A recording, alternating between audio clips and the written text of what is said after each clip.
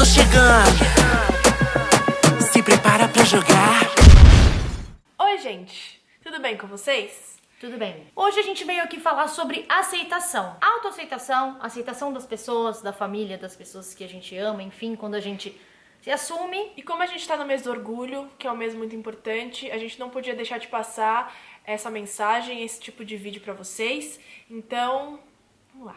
O vídeo de hoje não é um vídeo engraçado, é um vídeo muito importante, é um vídeo mais sério, que a gente pediu pra vocês mandarem as histórias de vocês, e a gente pegou essas histórias, algumas dessas histórias, e a gente vai ler essas histórias pra vocês, e depois a gente vai comentar um pouquinho sobre elas. Então, antes de começar, a gente não pode deixar de agradecer todo mundo que mandou as histórias, que compartilhou esse momento com a gente. A gente sabe que algumas pessoas até podem ter super sofrido para escrever, porque são assuntos super delicados, histórias particulares. Então, muito obrigado, tá? A gente leu todas com muito carinho, a gente separou alguns trechos, e agora a gente vai começar lendo algumas para vocês. Isso, lembrando que a gente não vai usar nenhum nome, nem expor ninguém, né? Não é nosso intuito, o intuito é ajudar. A gente vai começar contando 3 trechos de histórias diferentes, mas que têm coisas em comum.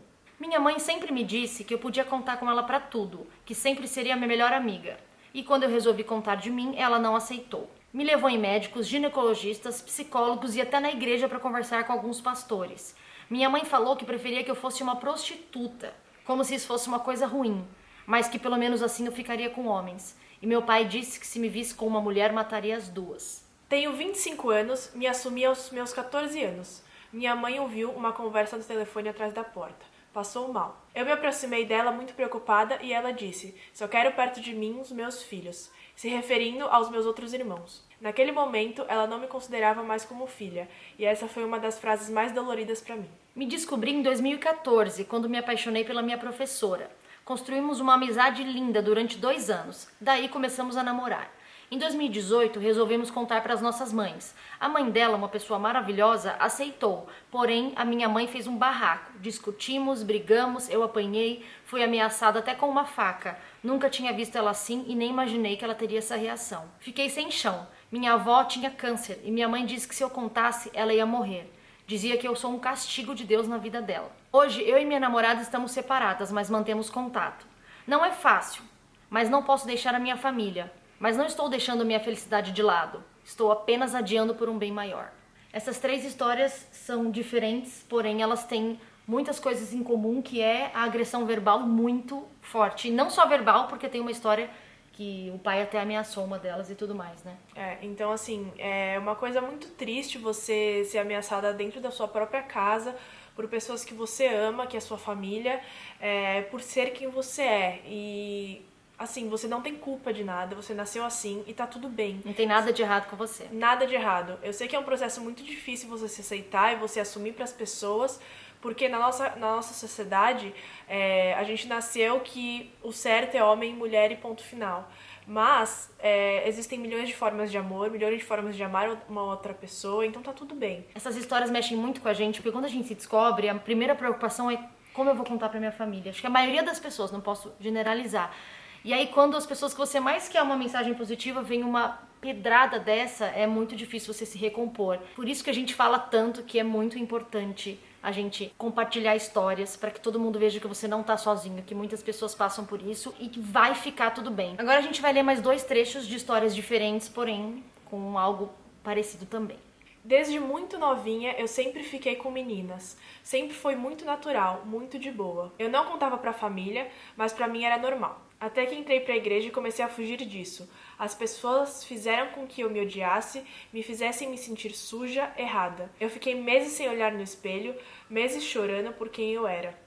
Hoje eu decidi sair da igreja, mas foi um processo doloroso e difícil. E creio que pra toda pessoa LGBT cristã é a mesma coisa. Tive um processo de aceitação muito difícil. Cresci na igreja e sempre amei muito Jesus. Cheguei a me afastar da igreja por um tempo por pensar que eu estava condenada. Eu comecei a ter depressão depois que me assumi para minha mãe. Várias crises de pânico, ansiedade, mas eu consegui vencer. Hoje eu me amo muito e tenho muito orgulho de ser quem eu sou. Tenho orgulho de ser lésbica e me sinto amada por Deus sendo quem eu sou. Eu não acredito que seja pecado ser LGBT. São 2 histórias diferentes, mas também tem um ponto em comum, que é a religião, que é a igreja, né? E esse é um assunto muito importante, porque a gente recebe muita mensagem de pessoas contando, passando coisas nesse tipo. E que conviveram e viveram num ambiente muito religioso. muito religioso. E o fim das duas histórias são diferentes. A primeira pessoa disse que ela acabou se afastando da igreja para poder ser lésbica, e a outra disse que não, que ela conseguiu voltar para a igreja, voltar a amar Deus, Jesus, e se aceitou como ela é. Então, assim, talvez seja por isso que religião é um assunto tão polêmico, né? Porque, pelo que a gente acredita, nós somos cristãs, acreditamos em Deus, a gente acredita que, primeiro, Ele é amor, Ele nos ama como Ele nos fez e como a gente é. E segundo, a igreja teria que acolher a gente, né? E não você ter que escolher. Isso não deveria ser uma escolha, como a menina disse, eu larguei a igreja para ser lésbica. Você pode ser lésbica, como você pode ser cristã, como você pode não ser, você pode ser o que você quiser e o que você é. Você não precisa escolher, entendeu? Isso mexeu muito comigo, porque é triste pensar que ela teve que largar uma coisa que ela gosta tanto, só porque disseram, não, você não pode ser quem você é aqui dentro. Pelo contrário, a gente tem que ficar onde as pessoas nos amam como a gente é. Sim, e existem igrejas e lugares que recebem e pessoas LGBT são bem-vindas lá. Exatamente. E é muito importante. Então, a gente vai deixar aqui embaixo alguns lugares que você pode recorrer, que são super importantes para pessoas LGBT, se você estiver passando por um momento difícil, se você é uma pessoa cristã, se você tem sua religião, ou enfim, e busca um lugar para ser acolhido.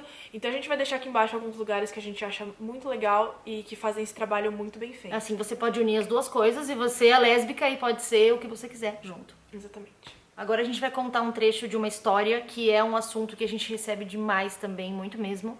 E a gente separou uma que é muito importante a gente passar pra vocês. Tenho 40 anos, sou casada com um homem e tenho 2 filhos. Tenho certeza que sou lésbica, sinto atração só por mulheres. Por que eu prefiro viver assim? Primeiro, eu mesma não me aceito. Acho que estou errada. Não tenho coragem de enfrentar. Minha família sempre foi muito religiosa e sempre me falaram que é pecado, que não vai pro céu esses tipos de comentários. Vivo inventando desculpa como, sou velha pra mudar e o que meus filhos vão pensar. Sempre que vejo um casal de LGBT, eu me sinto uma felicidade que não dá pra explicar. Só queria ter coragem para viver isso. Vocês não têm ideia quantas mensagens a gente recebe de mulheres casadas com homens que se descobriram lésbicas, mas não têm coragem ou acham que não vão ser bem aceitas ou não sabem como começar esse processo. Ou até já sabiam que são lésbicas, mas acabaram casando com um homem... Por uma obrigação da família. Exato, ou pra provar pra ser alguma aceito coisa na sociedade. Então são histórias muito tristes, né? São histórias que doem realmente, porque a gente acredita que várias pessoas já cogitaram fazer isso, inclusive acho que você já cogitou. Eu sei que eu não posso generalizar e falar por todo mundo, mas eu, quando me descobri, eu pensei em todo o sofrimento que a minha família pudesse passar. Eu pensei por várias vezes, não, eu vou encontrar um cara legal e aí eu dou um jeito de gostar dele, ou eu fico sozinha. Então, eu sei que isso é uma coisa real que passa na cabeça de muita gente. Eu posso falar com propriedade porque passou na minha. A gente não pode aqui falar, não faz isso, largue e vai ser quem você é. A gente não pode, porque cada um tem a sua história, cada um sabe como é a sua família, como funciona. O que a gente pode falar é que todo mundo tem o direito de ser feliz e você também tem. Se não deu certo nesse casamento, você pode ser feliz, você pode encontrar outra pessoa, entendeu? Você deve. Mas claro que no seu tempo, a gente não tá aqui pra apressar ninguém, tudo tem seu tempo. E nunca é tarde, né, pra Exatamente. você encontrar uma pessoa que você realmente goste, que você realmente ama. Então, assim, não se sinta presa a isso, tome o seu tempo, não corra, tá tudo bem. E você não é anormal, tá tudo bem com você. Isso acontece, muitas mulheres se descobrem depois de um casamento, enfim. E eu tenho certeza que vai ficar tudo bem. Agora eu vou ler o trecho de uma história que particularmente eu acho que é a mais forte e é muito triste pensar que muitas pessoas passam por isso. E não conseguem denunciar por seus motivos próprios, por medo. Então essa história mexeu muito com a gente também. Muito obrigada a você que contou isso pra gente e a gente faz questão aqui de compartilhar para que mais do que nunca quem ouvir isso e também passou por isso saber que não tá sozinho. Tenho 18 anos e me assumi há pouco menos de um ano. O fato é que eu sofri abuso sexual grande parte da minha infância por um tio.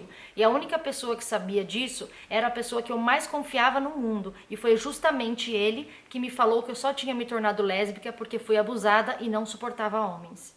Eu realmente fiquei perturbada com essa fala e minhas crises de ansiedade ficaram mais frequentes. E foi só há um mês que eu cheguei à conclusão que eu não sou lésbica pelo infeliz abuso que eu sofri. Mas eu sou lésbica unicamente porque me sinto atraída por mulheres. Essa história tem tanta carga, que eu penso assim, além do trauma físico e psicológico dessa pessoa, que já deveria ser o suficiente, ainda a pessoa que ela mais confiava vai falar, não, mas ainda você tá querendo ser lésbica por causa disso.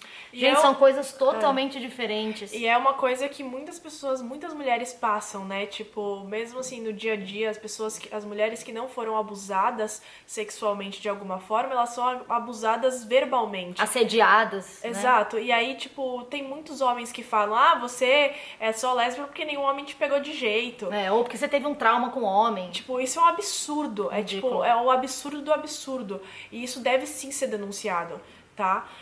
Eu acredito que essa pessoa passou por isso e ela tem um trauma muito grande. E eu gostaria de falar que, assim, ela não está sozinha.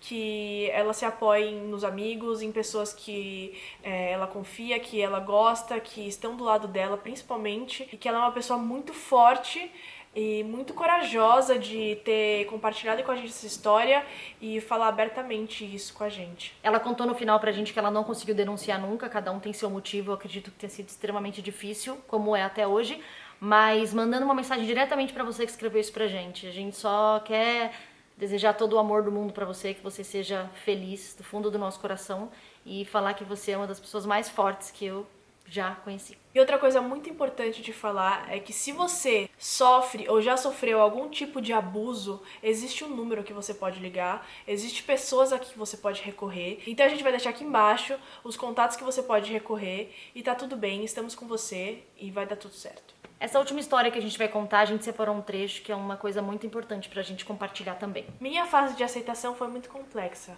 até por vir de criação de pais religiosos. Mas o que salvou minha vida literalmente foi: após ser colocada para fora de casa pela minha mãe, minha avó me acolheu e me aceitou. Uma senhora semi-analfabeta de 65 anos na época. Hoje eu e minha mãe nos falamos, mas moro em outra cidade com a minha esposa. E, no início desse ano, tive a honra de receber minha avó na minha casa. Essa história é muito importante a gente compartilhar porque a mensagem é sempre essa. Por mais que seja difícil, como para essa pessoa que a mãe simplesmente tirou de casa, alguém abriu os braços para ela. E a gente sempre fala isso.